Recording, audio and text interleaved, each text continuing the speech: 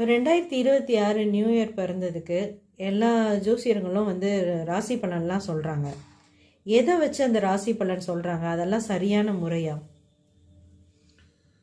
இந்த இங்கிலீஷ் கேலண்டருக்கும் தமிழ் பஞ்சாங்கத்துக்கும் கிரக பயிற்சிக்கும் சம்மந்தம் இல்லைங்க.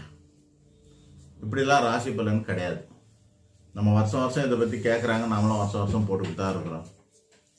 ஆனால் மக்களோட கியூரியாசிட்டிக்காக, டிவியோட டிஆர்பி ரேட்டுக்காகவும், ஜோசியரனுடைய புகழ் ஆசைக்காகவும், விளம்பர ஆசைக்காகவும் இது மாதிரிலாம் போடுறாங்க. உண்மை என்னன்னா, கிரகங்கள்ல 9 வகைகள் 3. வருட கிரகம், மாத கிரகம், நாள் கிரகம், இவ்வளவுதாங்க. வருட கிரகங்கள் அப்படிங்கிறது சனி 2.5 வருஷத்துக்கு ஒரு வாட்டி மாறுவார், இடம் மாறுவார். ராகு கேது 1.5 வருஷத்துக்கு ஒரு வாட்டி ஒரே நேரத்தில் இடம் மாறுவார்கள்.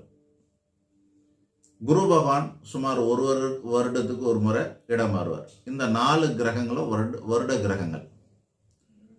அதனால இது லாங் டைம் இருக்கிறதுனால இந்த கிரக பெயர்ச்சி பலன்களை போடுவது தான் நல்லது. அப்பவும் ஒரு கிரகத்தோட பயிற்சி வச்சு ஒட்டுமொத்த பலனும் சொல்லக்கூடாது. அதோடு சேர்ந்து 3 கிரகங்களும் எப்படி இருக்குது, மற்ற 3 கிரகங்களும் எப்படி இருக்குன்னு பார்த்து ஒரு கிரகத்துக்கு 25% பலனை வச்சு 4 கிரகத்துக்கும் சேர்த்து 100% பலனை சொல்ல முடியும்.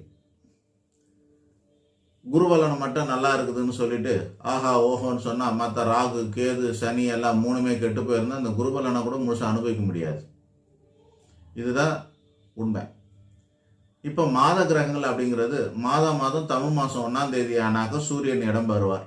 சுமார் 25 நாளைக்கு ஒரு வாட்டி புதன், 45 நாளைக்கு ஒரு வாட்டி, சுமார் 45 நாளைக்கு ஒரு வாட்டி செவ்வாய், சுமார் 30 நாளைக்கு ஒரு வாட்டி சுக்கிரன், இவங்கெல்லாம் இடம் பெறுவாங்க. சூரியன் மட்டும்தான் குறிப்பிட்ட நாளில் இடம்பெறுவார் தமிழ் மாதம். அவர் மாறுறதை வச்சு தான் தமிழ் மாதமே மாறுது. மற்ற 3 கிரகங்களும் எப்போ மாறும்னு அது எப்போ வேணாலும் நடுவில் மாறும்.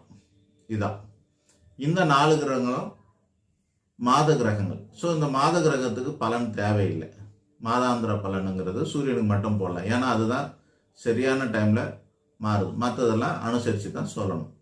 அதுக்கும் பெரிய பலன்கள் யாரும் சொல்வதில்லை. சுக்கிர பெயர்ச்சி பலன்கள், புதன் பெயர்ச்சி பலன்கள் சொல்றது கிடையாது. செவ்வாய் பெயர்ச்சி பலன்கள் அப்படிலாம் தனித்தனியெல்லாம் சொல்றது கிடையாது. இதுதான் தினப்பெயர்ச்சி. டெய்லி ஒரு நட்சத்திரத்துக்கு இடம் மாறுது சந்திரன், அதை கொண்டு பலன் சொல்றது உண்டு. தினமும் சந்திரன் நட்சத்திரங்கள்ல மாறும்போது அதுக்கேற்ற பலனும், அந்த நட்சத்திராதிபதி எங்க இருக்காருன்றது பார்த்து அதுக்கு தினப்பலன் கூட சொல்லலாம். அதுவும் ஓரளவு கரெக்டாக இருக்கும். எப்படி கரெக்டாக இருக்கும் அப்படின்னா, சந்திராசிரமம் தான் அன்னைக்கு கஷ்டமாக தானே